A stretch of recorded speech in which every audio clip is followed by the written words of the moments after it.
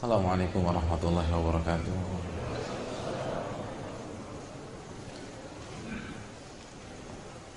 Alhamdulillah hamdan katsiran thayyiban mubarakan fi kama yuhibbu rabbuna wa radah. Wassalatu wassalamu ala nabiyyina Muhammad wa ala alihi wa sahbihi wa man sara ala nahjihi bi ihsanin ila yaumiddin wa ba'd. Hadirin yang dirahmati oleh Allah Subhanahu wa taala, bapak-bapak, ibu-ibu, rekan-rekan, ikhwan dan akhwat yang saya muliakan. Tidak ada kata yang pantas untuk menjadi muqaddimah, kata pengantar dari kajian yang akan kita mulai beberapa saat lagi, kecuali kata demi kata yang kita rangkai dalam rangka bersyukur kepada Allah Subhanahu wa taala atas segala nikmat dan karunia yang Allah berikan dan Allah limpahkan kepada kita. Nikmat nafas, nikmat nyawa. Bayangkan apabila hari ini kita sudah tidak bernyawa, siapkah kita berhadapan dengan dua malaikat Allah Subhanahu wa taala? Dan bukan hanya nikmat nyawa, karena kalau hanya ini nikmat terbesar, apa bedanya kita dengan kucing? Apa bedanya kita dengan ayam? Apa bedanya kita dengan binatang, hadirin sekalian, yang masih hidup pada detik ini? Tapi Allah berikan kita anugerah nikmat iman, nikmat Islam, nikmat kesadaran untuk melangkahkan kaki ke salah satu taman-taman surga, nikmat meniti jalan pintas menuju surga. Man salaka tariqan yaltamisu fihi ilman sahhalallahu lahu bihi tariqan ilal jannah. Barang siapa yang melakukan perjalanan, barang siapa yang melangkah atau menaiki kendaraannya dari rumahnya ke tempat yang mulia ini dalam rangka menuntut ilmu agama, sahhalallahu lahu bihi tariqan ilal jannah, maka Allah akan pintaskan jalannya menuju surga. Hadirin yang dirahmati oleh Allah, ketika kita menginginkan sesuatu, maka kita akan berusaha mendapatkan hal itu melalui jalan yang paling pintas. Dan kalau kita mengharapkan surga, maka inilah jalan pintas menuju surga. Maka bersyukurlah kepada Allah yang telah memberikan kita hidayah, bisa tiba di tempat yang mulia ini dan bisa menuntut ilmu agama. Hadirin yang dirahmati oleh Allah Subhanahu wa taala, selanjutnya salawat dan salam semoga senantiasa tercurahkan kepada kedua kita, uswah hasanah kita, Rasulullah sallallahu alaihi wasallam, beserta para keluarga beliau, para sahabat-sahabat beliau, dan orang-orang yang istiqomah berjalan di bawah naungan sunnah beliau sampai hari kiamat kelak. Nabi kita sallallahu alaihi wasallam pernah bersabda, beliau menuturkan, ala inna fil jasadi mudghah, ketahuilah di dalam diri seseorang, dalam jasad seseorang ada segumpal daging. Idza salahat, jika daging ini baik, salahal jasadu kullu, maka seluruh anggota tubuh akan menjadi baik. Mata akan baik, lisan akan baik, telinga akan baik, pola pikir kita akan baik, kaki hanya akan melangkah ke jalan-jalan kebaikan, tangan tidak akan menyentuh dan tidak akan melakukan manuver kecuali untuk hal-hal yang diridhai oleh Allah Subhanahu wa taala. Wa idza fasada, namun kalau sebaliknya, kata Nabi, jika segumpal daging ini kotor, rusak, fasadal jasadu kullu, maka seluruh jasad kita akan hancur, seluruh anggota tubuh kita akan rusak. Mata akan melihat yang diharamkan oleh Allah, lisan akan mengucapkan kata-kata yang dibenci oleh Allah Subhanahu wa taala, kaki pun demikian. Dia akan menuntun kita dan melangkah ke tempat-tempat yang tidak diridhai oleh Allah Subhanahu wa taala. Lalu Nabi menjelaskan apa yang beliau maksud dengan daging tersebut. Ala wahyal qalbu, ketahuilah daging itu adalah qalbu atau hati. Hadirin yang dirahmati oleh Allah Subhanahu wa taala. Dalam hadis di atas, Nabi kita SAW menjadikan hati sebagai parameter kebaikan seorang hamba. Hati dijadikan tolak ukur. Kalau hati baik, semuanya akan baik. Dan kalau hati rusak, semuanya akan rusak. Betapa pentingnya peran hati kita. Dan yang paling kita khawatirkan, hati ini labil, hadirin. Hati ini sangat amat labil. Makanya organ ini dinamakan qalbu. Para ulama mengatakan sumiyal qalbu qalban litaqallubihi. Organ ini dinamakan qalbu itu saking labilnya. Karena qalbu secara etimologi, secara bahasa Arab itu artinya labil, gampang berbolak-balik.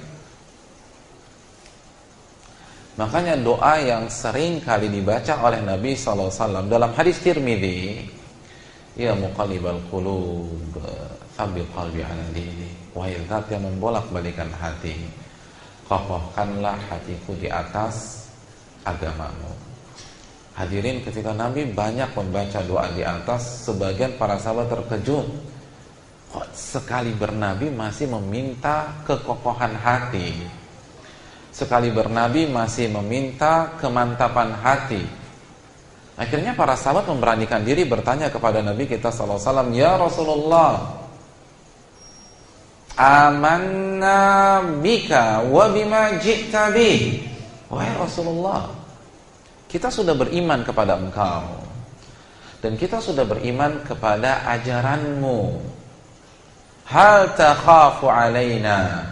Jadi para sahabat sudah beriman kepada Nabi, bahkan mereka sudah buktikan keimanan mereka. Allahu Akbar. Mereka sudah disiksa. Mereka sudah pernah merasakan sakitnya dicambuk karena mempertahankan la ilaha illallah. Mereka sudah pernah merasakan panasnya dibakar sinar matahari Makkah dalam kondisi telanjang dada karena mempertahankan wa anna Muhammadan Rasulullah. Mereka sudah membuktikan bagaimana mereka rela jalan kaki sejauh 450 kilo Mekah Madinah dalam rangka hijrah. Kita pernah jalan kaki 450 kilo mempertahankan agama kita. Mereka sudah buktikan itu semua. Kita beriman kepada engkau dan kita beriman kepada ajaranmu. Hal takhafu alaina. Apakah masih ada yang kau khawatirkan terhadap kami? Apakah engkau masih mengkhawatirkan kami ya Rasulullah? Apa jawab Nabi kita? Naam, ya. Subhanallah. Ya, saya masih mengkhawatirkan kalian. Bayangkan, ini sudah membuktikan dengan darah, dengan luka di sekujur tubuh mereka, dengan tenaga, dengan harta. Lalu Nabi dengan simpelnya mengatakan, ya, saya masih khawatirkan kalian. Allahu Akbar. Orang-orang sekaliber Utsman bin Affan, sekaliber Abdullah bin Amr bin As, yang khatamannya 3 hari khatam, 3 hari khatam, 3 hari khatam. Orang-orang sekaliber Sa'ad bin Abi Waqqas yang siap menginfakkan 2/3 harta. Antum punya 2 unit di Rasul saat ini, siap kasih 1 unit buat orang lain? Oh, itu berat. Ini 2/3 harta siap dia kasihkan. Sa'ad bin Abi Waqqas. Tapi Nabi mengatakan tanpa berpikir panjang, iya, saya mengkhawatirkan kalian. Lalu Nabi menjelaskan mengapa beliau mengkhawatirkan para sahabatnya. Inna quluba bani Adam baina isbi'ain min asabi'ir rahman yuqallibu kaifa yasha. Karena hati manusia ada di antara 2 jemari Allah. yang Allah bolak-balikan sesuai dengan apa yang Allah kehendaki. Allahu Akbar. Ini alasannya. Karena hati kita ada di antara dua jemari Allah dan sangat labil. Allah bolak-balikan sesuai dengan apa yang Allah kehendaki. Makanya nanti di zaman fitnah akan ada pada satu zaman yusbihu mu'minan wa yumsi kafira. Ada orang-orang yang paginya masih sujud kepada Allah, sorenya sudah murtad dari Allah Subhanahu wa taala. Hadirin, jangan mengandalkan status kita sebagai seorang muslim ketika kita lahir. Jangan mengandalkan background kita. Ada sebagian orang karena merasa SD-nya sudah SD Islam yang terkenal di Jakarta, SMP-nya SMP Islam yang terkenal di Jakarta, SMA-nya SMA Islam yang terkenal di Jakarta, lalu dia menggaransi dirinya sendiri. Allahu Akbar. Siapa Anda dibanding Abu Bakar As-Siddiq? Siapa Anda dibanding Umar bin Khattab radhiyallahu taala an? Siapa Anda dibanding Utsman bin Affan? Siapa Anda dibanding Ali bin Abi Thalib? Itu saja masih dikhawatirkan Nabi SAW. Dan Nabi sebabkan hati kita ini punya potensi berpaling yang sangat besar. Itu mereka hidup di zaman Nabi, di mana fitnah syahwat tidak seperti kita sekarang. Karena hadirin yang dirahmati oleh Allah Subhanahu wa taala, salah satu faktor yang membuat hati kita berbalik dari Allah, berpaling dari Allah, adalah fitnah dunia. Adalah fitnah dunia.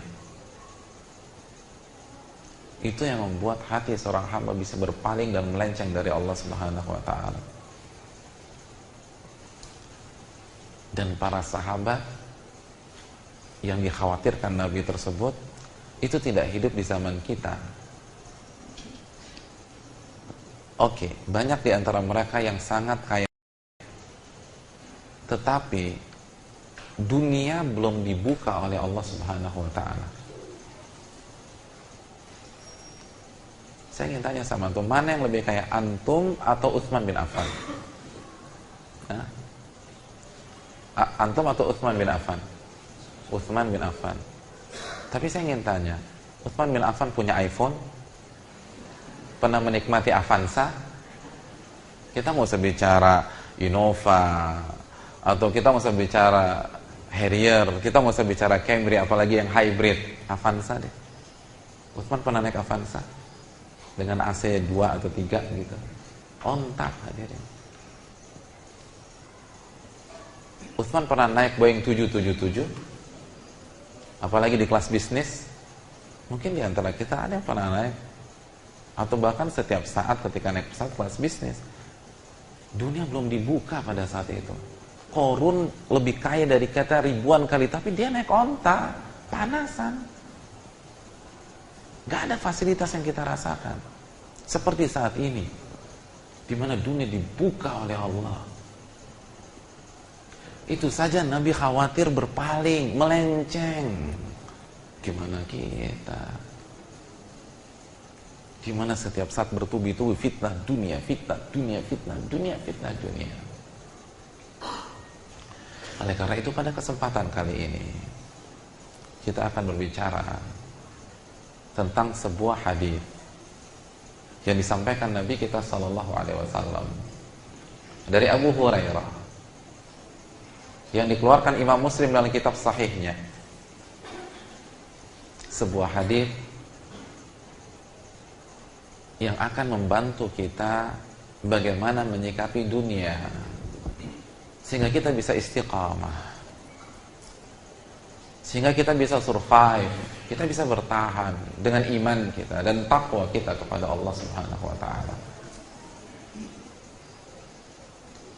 dan tidak tertipu dengan hiruk pikuk kehidupan dunia.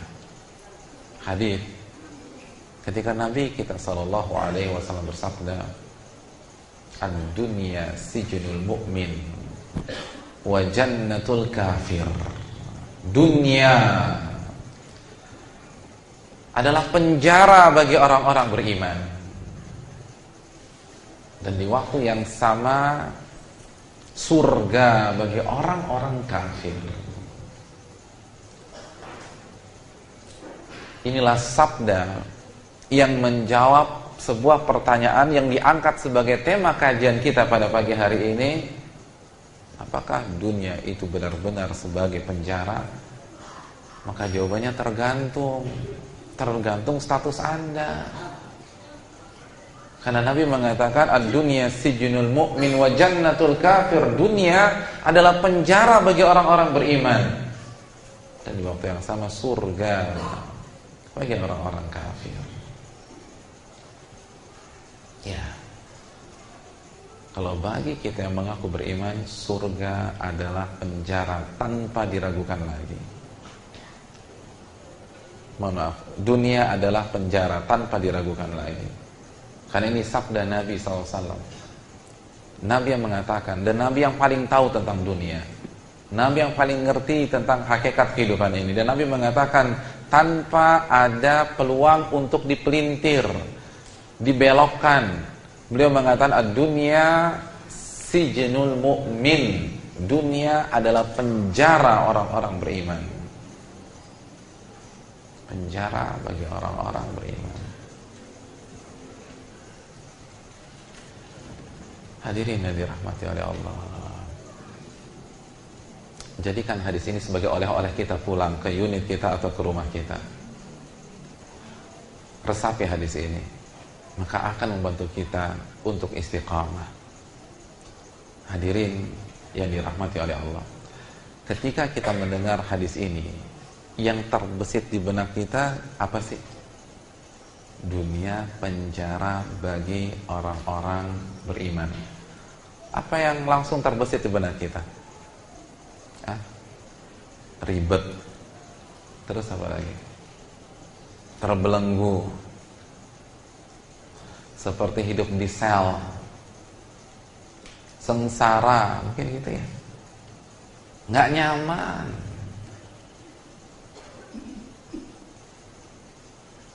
Kenapa sih Pak Ustadz kita nggak bisa hidup foya-foya mati masuk surga gitu kan ya?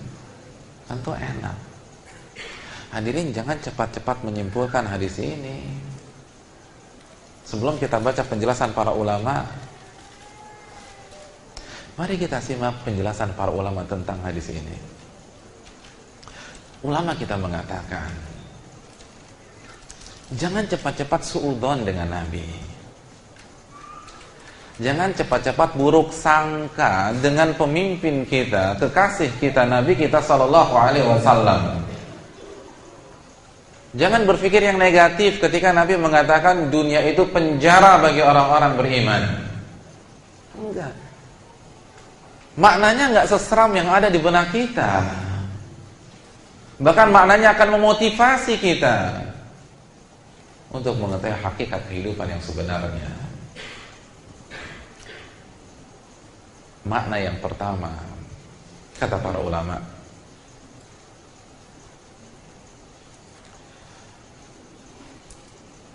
Nabi kita mengatakan dunia adalah penjara bagi orang-orang beriman. Maksudnya, kata para ulama kita, Nabi ingin menjelaskan kepada kita bahwa seluruh fasilitas makanan, minuman, kendaraan, tempat tidur, rumah kita di dunia ini, jika dibandingkan dengan fasilitas surga, itu ibarat tinggal di penjara.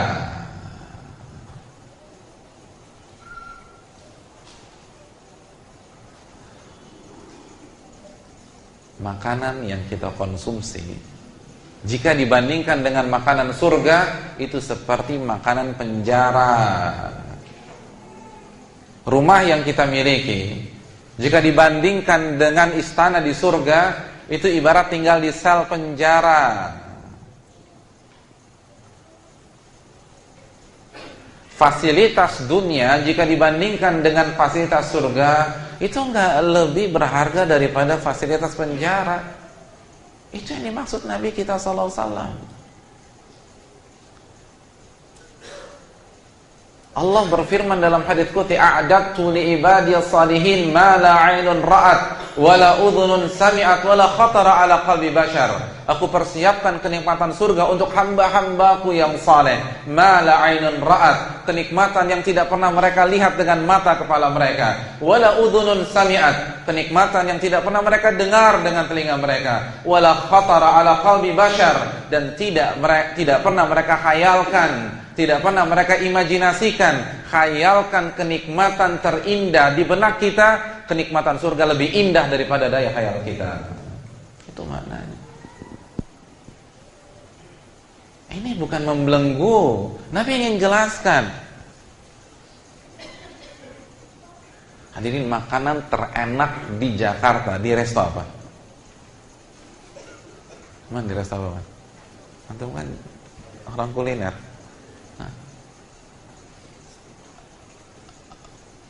Oke, yang lebih spesifik lagi deh. Kalau makanan kan nggak bisa dimonopoli satu resto ya. Antum mau makan apa? Makanan yang semua sepakat enak deh dan mahal, apa tuh? Steak yang paling enak apa? Gendi udah enggak ya? Hah? Abu Baba enggak, yang lain? Hah? Hero Mas kan? Oke. Steak Hero Mas, kalau dibandingkan dengan makanan di surga, steak surga itu ibarat makanan penjara. Sop buntut paling enak Pak. Borobudur, Hotel Borobudur. Oh, semua ngaku gitu. Nah. Atau di Sabang, Hotel Sabang, tapi udah nggak ada Hotel Sabang dulu. Kokinya juga waktu itu pindah ke sana.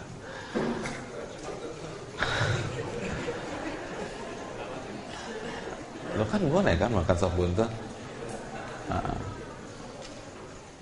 Sop buntut Borobudur dibanding apa yang Allah akan berikan kita di surga, itu ibarat sop penjara. Gak ada enak-enaknya. Enak kita makan, muntah.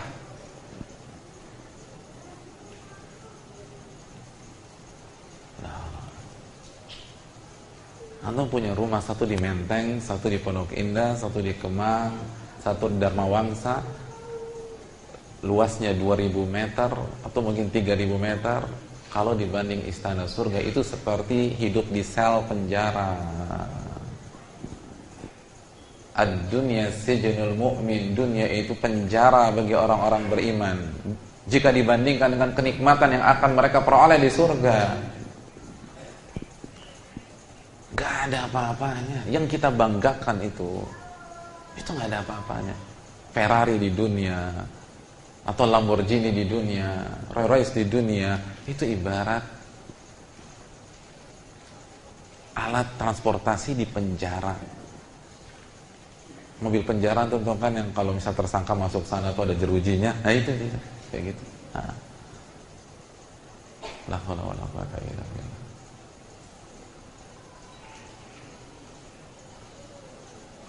Hadirin yang dirahmati oleh Allah, mari kita simak hadis riwayat Imam Muslim.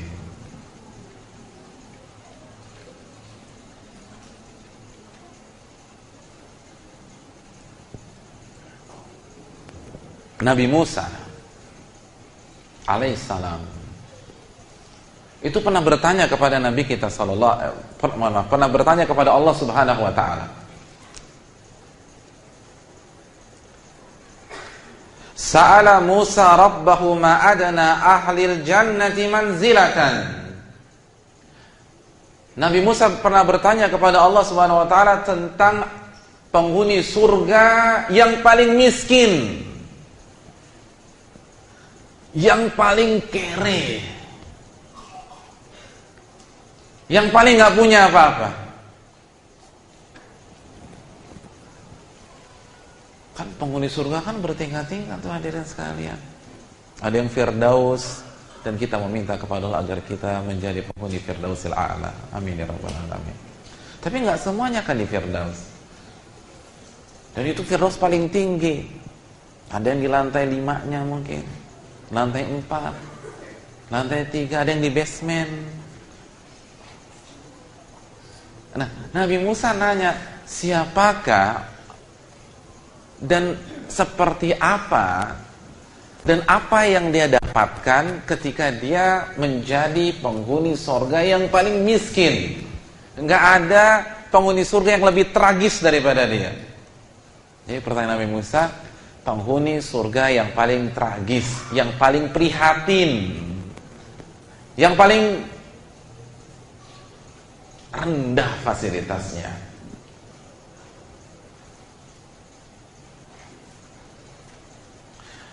Lalu Allah menjawab, huwa rajulun yaji'u ba'dama udkhila ahlul jannatil jannata. Dia adalah orang yang paling terakhir masuk surga. Setelah semua penghuni surga yang lain telah masuk ke dalam surga sebelum dia. Kenapa? Kok dia terlambat? Karena kan transit dulu di neraka. Dan dia yang paling terakhir. Jadi dari semua yang diazab dulu di neraka, dia yang paling terakhir keluar. Jadi bayangin gak tuh maksiatnya apa? Dia masih beriman, tapi kemaksiatannya parah banget gitu. Mungkin bawa uang rakyat, tetenan atau triliunan-triliunan. Mungkin pernah selingkuh, berzina dengan ratusan wanita. Mungkin biseks juga. Perempuan oke, laki-laki gak masalah. Tapi kalau masih punya iman, ada peluang masuk surga enggak? Masih ada kan?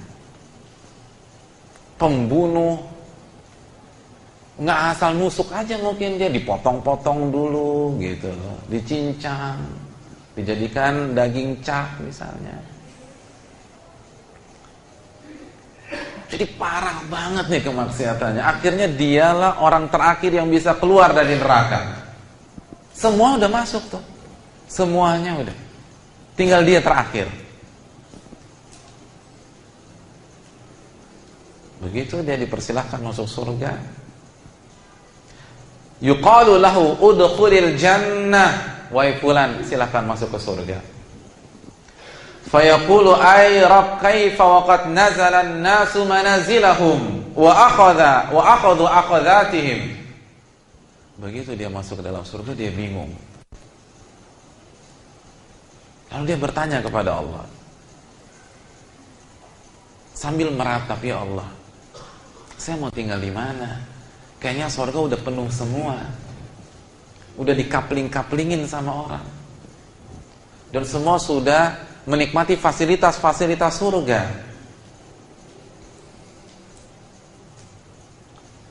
Dia pesimis masih dapat kapling di surga, karena semua udah dapat bagian mereka masing-masing.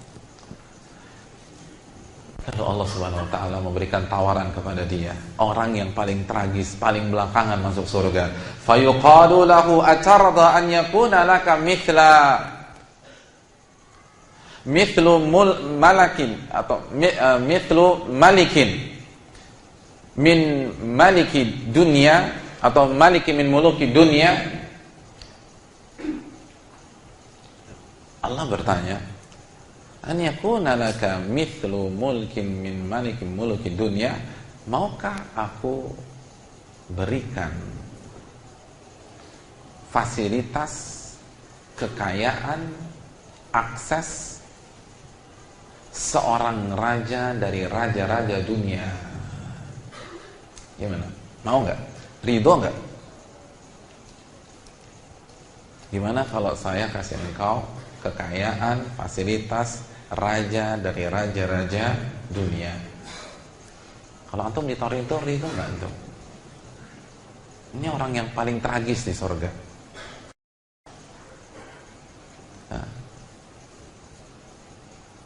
ditawarin oleh Allah fasilitas raja dunia. Hadirin, ambil sampel satu deh biar semakin paham kita. Kita nggak usah jauh-jauh. seorang raja dunia yang terkenal dan masih hidup dan tetanggaan sama kita, satu rumpun dengan kita,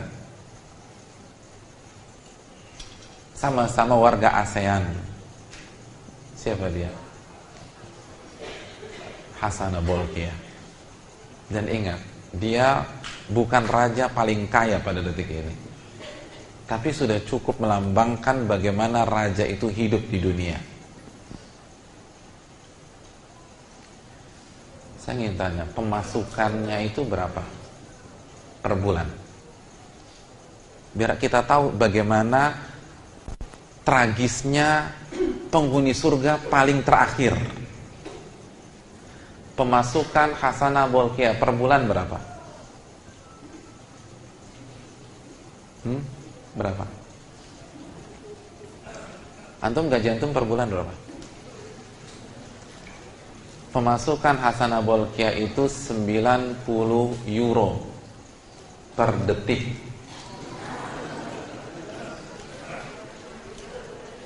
Ya sekitar 1 jutaan lebih lah. Sama dong kayak saya, Pak. Saya juga UMR per detik. Per detik. Setiap detik kekayaannya bertambah 90 euro, 90 euro, 90 euro, 90 euro. Subhanallah.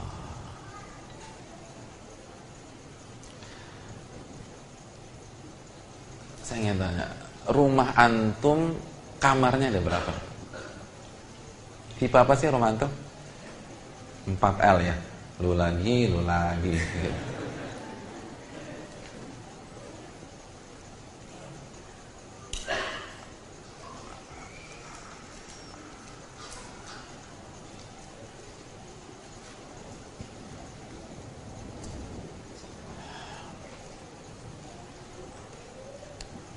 Dia punya 1788 ruangan. 1788 ruangan. Dan di antara 1788 ruangan itu ada 650 suite room yang taksiran satu kamarnya 150.000 euro, 1,7 M kira-kira ya. Saya nggak tahu euro pada hari ini berapa, kira-kira sekian lah. Itu satu kamar full furnish, 150.000 euro. Dan dia punya berapa? 650 kamar. Satu kamar antum renovasinya berapa? Subhanallah. 1788 ruangan. Dan perabotannya terbuat dari emas dan bertahta berlian. Karena kita tahu dia terkenal sebagai pencinta emas. Iya kan? Semua sendok emas, garpu emas, bajunya kan lapis emas. Salah satu orang terkenal di dunia pencinta emas sejati. Di rumah antum kamar mandi ada berapa? Kamar mandi? Kok bingung sih? Antum tinggal di mana selama ini? Karena kan nggak nanya ayat sama antum, nanya kamar mandi. Kalau ayat diem wajar. Berapa kamar mandi di rumah antum? 2. Ya 11-12 lah. Dia 257 kamar mandi. 257 kamar mandi. Dan lapisan emas. Hadirin, mobilnya ada berapa? Antum punya mobil berapa sih? Data 2010 mobilnya ada 574 yang merek Mercy. Ya, yang merek Mercy, belum yang lain. Dan sebagian ada yang mendata bahwa dia punya 5.000 mobil, bahkan ada narasumber mengatakan dia punya 7.000 mobil. Jadi kalau setiap hari dia menggunakan satu mobil mewahnya dan di rolling setiap saat, maka ketemu mobil tersebut 20 tahun yang akan datang.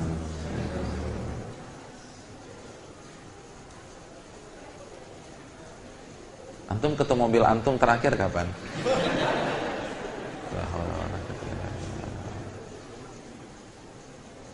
Dan dia penggemar mobil sport, mobil mewah.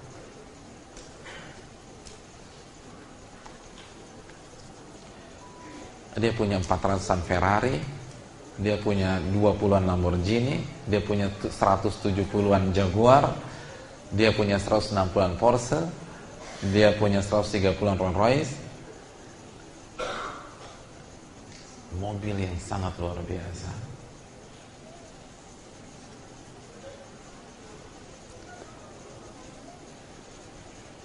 Dan dia punya pesawat Boeing 747 Renov.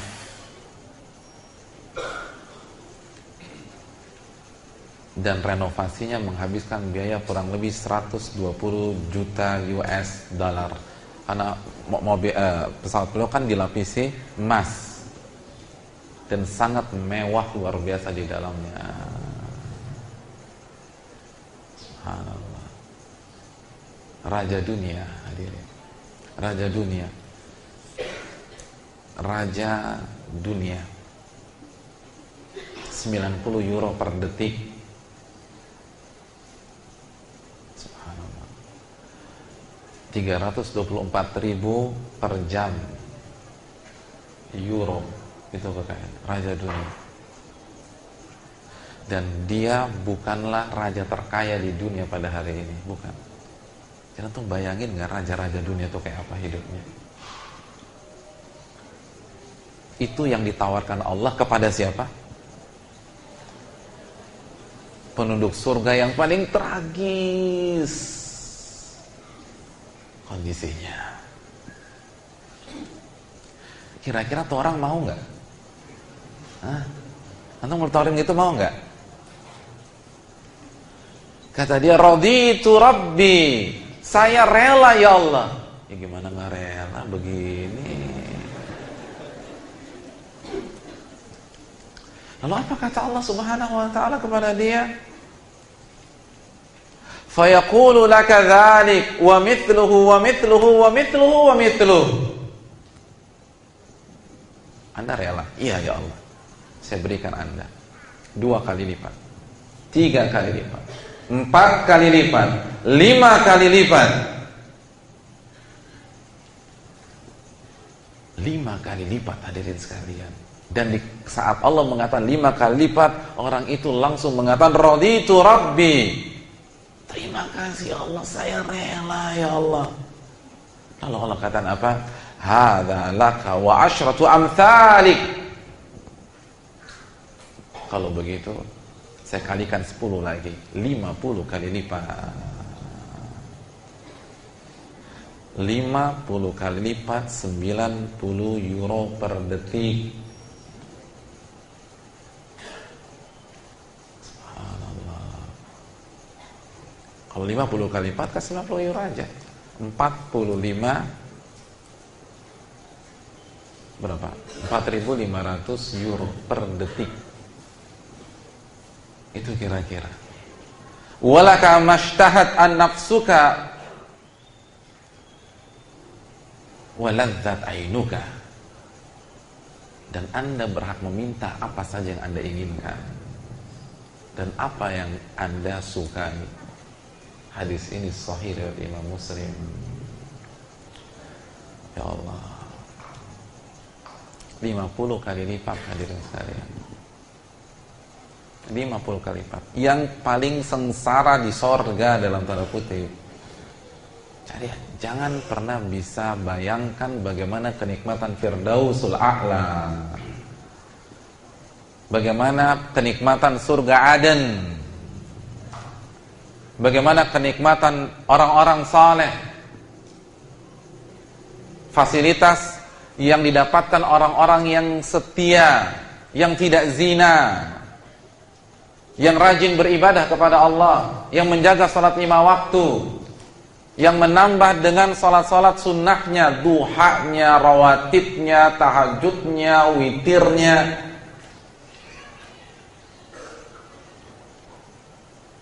Orang-orang yang mengerjakan haji dan umrah, orang-orang yang berinfak dan bersedekah. Ini yang tragis, kan tadi sudah kita bilang. Ini orang paling parah maksiatnya tapi masih punya iman. Maka shadaqah Rasulullah. Nabi benar ketika mengatakan ad-dunya sijnul mu'min. Dunia itu penjara. Apa sih yang Anda punya? Oke, Anda punya Lamborghini, Anda punya berapa sih? Hadirin yang dirahmati oleh Allah SWT. Ini yang harus kita renungkan. Tapi lagi-lagi apa kata Allah? Bal tu'thirunal hayatad dunya. Namun kalian lebih memprioritaskan dunia lagi. Ya itu level kita, memang kita rendahan. Hobinya ya pakai level penjara. Nggak mau beribadah demi rapat dunia, nggak mau datang ke majelis taklim demi olahraga dunia. Silakan olahraga, tapi kan hendaknya Anda prioritaskan ibadah kepada Allah. Alasan tenis lah, futsal lah, golf lah. Ada lapangan golf Anda dan stick golf Anda itu fasilitas penjara. Anda akan dapat lebih mewah di sana. Ini penjara. Yang kita perebutkan itu hanya fasilitas penjara. Jadi kalau gara-gara rumah kita gontok-gontokan, gara-gara warisan kita bunuh-bunuhan, berarti kita bunuh-bunuhan untuk mendapatkan sebuah sel di penjara. Na'udzubillah. Hadirin yang dirahmati Allah. Coba kita renungkan. Fasilitas dunia ini nggak ada apa-apanya. Nggak ada apa-apanya. Nabi mengatakan dalam hadis riwayat Imam Muslim, yu'ta bi an'ami ahli dunya min ahli nar.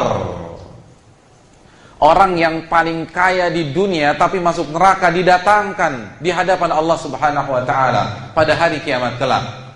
Jadi kira-kira kandidatnya siapa nih? Qarun. Terus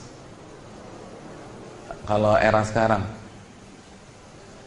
Bill Gates kalau nggak masuk Islam, Carlos Slim kalau nggak masuk Islam. Nah, pokoknya gitu deh.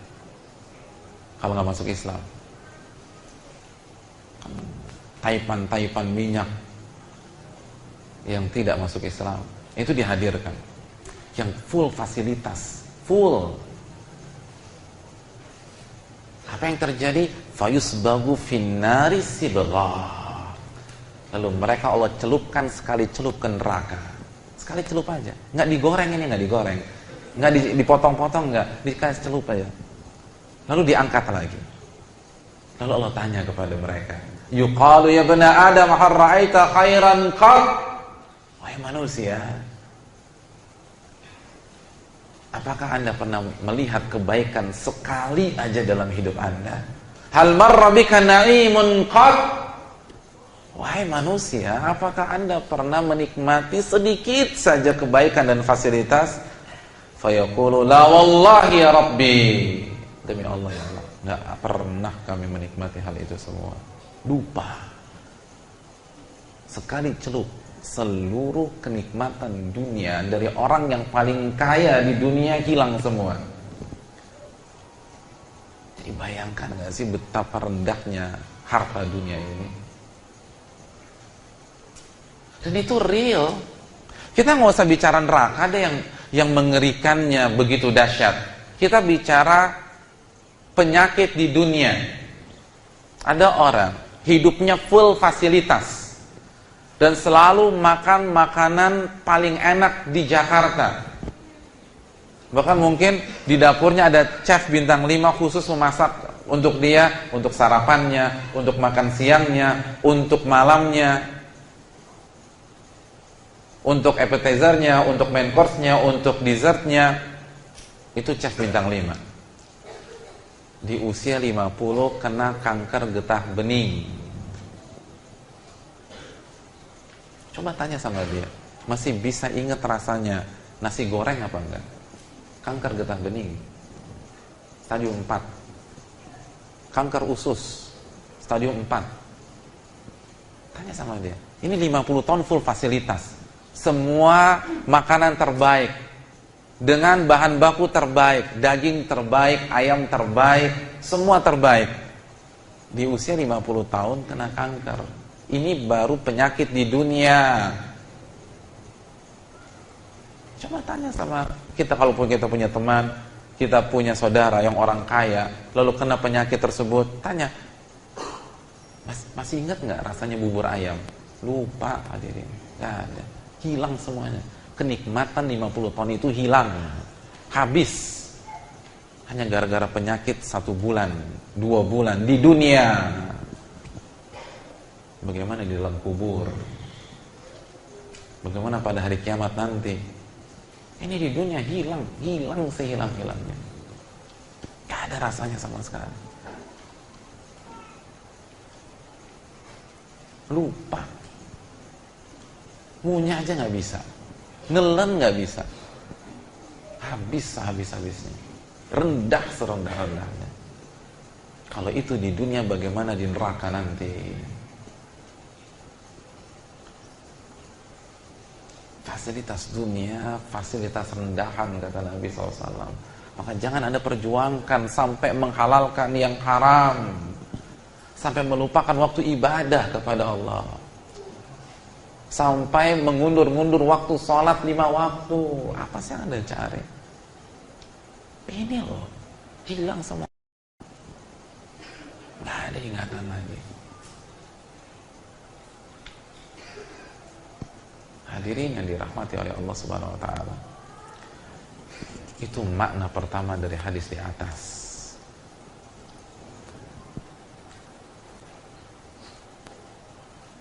Makna yang kedua,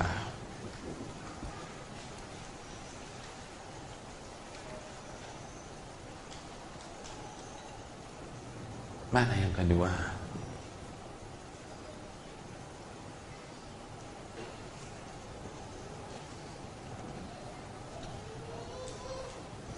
makna dunia adalah penjara bagi setiap muslim mukmin dan surga bagi orang kafir. Kita ambil penggalan yang kedua. Bagi orang kafir,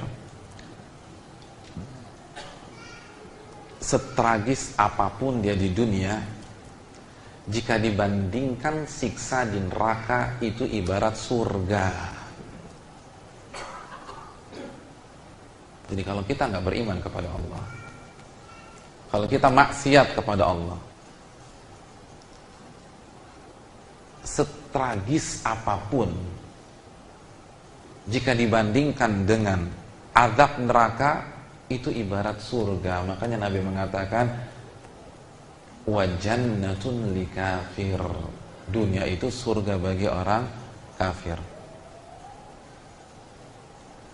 Jadi misalnya dia adalah orang yang paling miskin di dunia. Orang paling miskin di dunia. Matanya buta. Telinganya tuli. Lisannya bisu.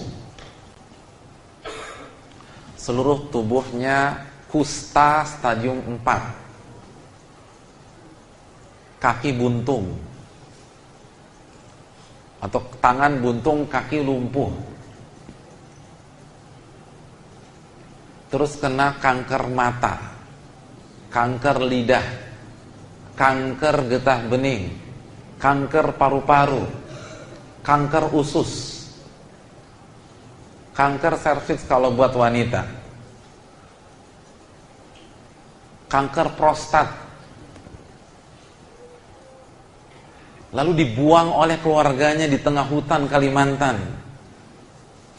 Terus apa lagi? Lanjutin dong, saya lagi buntu nih. Udah tragis belum?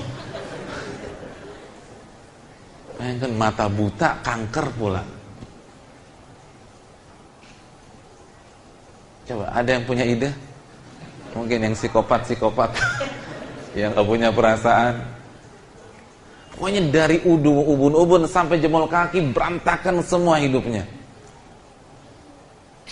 Dijual sama keluarganya, sama anaknya, lalu disodomi, diperkosa, dilecehkan, disiksa, dicambuk, digiling, disetrika. Loh, kok antum bukannya ketakutan ketawa? Ini kan lagi, pokoknya yang paling parah deh. Dari ubun-ubun sampai jempol kaki. Lalu kuku-kuku kakinya itu dicabutin satu-satu. Dikebiri kemaluannya. Jika dibandingkan dengan azab neraka, itu surga, kata Nabi SAW. Surga. Karena azab neraka lebih parah dari itu. Azab neraka lebih mengerikan, lebih menakutkan, lebih tragis.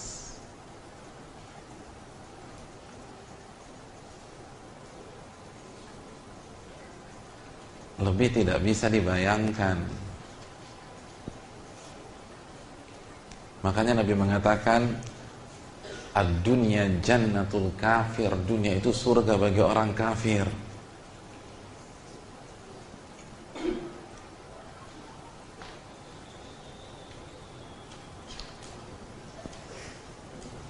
Allah berfirman di dalam surat Al-Fajr ayat 25, "Fayauma idzil la yu'adzibu 'adzabahu ahad." Pada hari itu, hari kiamat, ketika Allah mulai menyiksa manusia, Allah katakan, "La yu'adzibu 'adzabahu ahad." Tidak ada seorang pun yang bisa menyiksa lebih pedih daripada siksa Allah. Sebagian ahli tafsir mengatakan bahwa pada hari kiamat di hadapan seluruh manusia berkumpul di sana, di padang mahsyar. Lalu Allah tantang seluruh psikopat dunia, seluruh penguasa terkejam, sipir penjara yang memiliki siksaan paling kejam. Jadi sipirnya Abu Ghuraib, Guantanamo, itu dipanggil-panggilin sama Allah. Lalu Allah tantang mereka, coba Anda buat siksa yang paling kejam menurut Anda. Lalu semua berusaha mengeluarkan idenya masing-masing. Dan ketika mereka melihat neraka, fayauma idzil la yu'adzibu 'adzabahu ahad. Ternyata tidak ada seorang pun yang bisa mengadab lebih pedih daripada azab Allah. Tidak ada. Semua gagal. Allah kasih kontes siapa yang bisa nyiksa manusia paling pedih.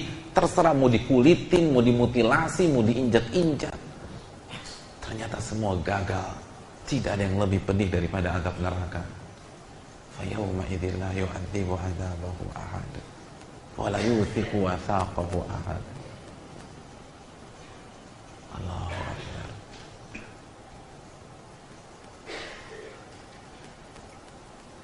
Kalau ini yang terjadi dan dialami orang kafir yang paling menderita di dunia, bagaimana dengan kita? Masihkah kita menjual ayat-ayat Allah, menjual kesempatan yang Allah sudah berikan kepada kita, menelantarkan iman, anugerah yang paling berharga di dunia hanya gara-gara dunia yang gak ada apa-apanya? Hadirin, kita belum dituntut banyak di Indonesia. Kita hanya diminta jaga sholat, puasa, bagi waktu dengan keluarga. Kita hanya diminta coba lihat, jangan makan yang haram. Cuman itu aja. Allah belum minta darah kita, hadirin. Allah belum minta kita hijrah dari tempat kita. Indonesia enak banget, semua ada.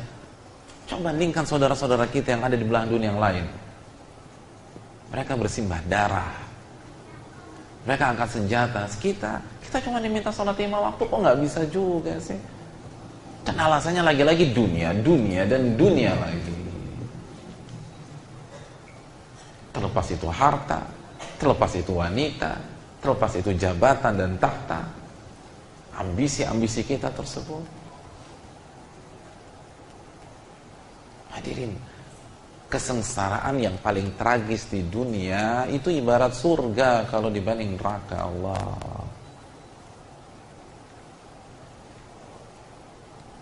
Oleh karena itu, marilah kita renungkan, kita hidup di sini hanya berapa lama?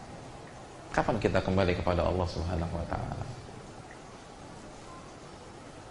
Dan kita hidup di lingkungan yang mayoritas muslim, adzan dikumandangkan setiap saat, lalu kita nggak tergugah juga. Saya nggak tahu apakah kita bisa menyampaikan udzur kita di hadapan teman kita ketika pada hari kiamat di hadapan Allah Subhanahu wa taala. Ini yang perlu kita renungkan. Parah-parah siksa dunia itu ibarat surga jika kita melihat siksa neraka. Allahu ta'ala bisawab. Mana yang ketiga?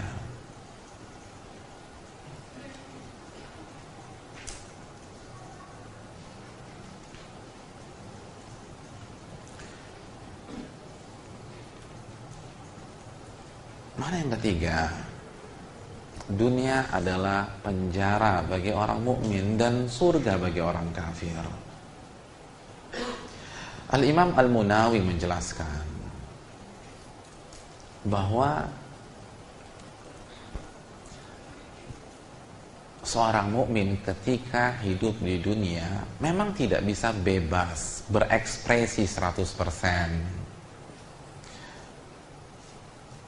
Berbeda dengan orang-orang kafir. Mereka bebas melampiaskan syahwat mereka. Mereka bebas meluapkan emosi mereka. Adapun kita dibatasi dengan syariat Allah Subhanahu wa taala. Kita dibatasi dengan sunnah Rasulullah sallallahu alaihi wasallam. Ibarat di penjara. Ustadz, kenapa sih Allah Subhanahu wa taala membatasi kita? Jawabannya karena Allah sayang sama kita.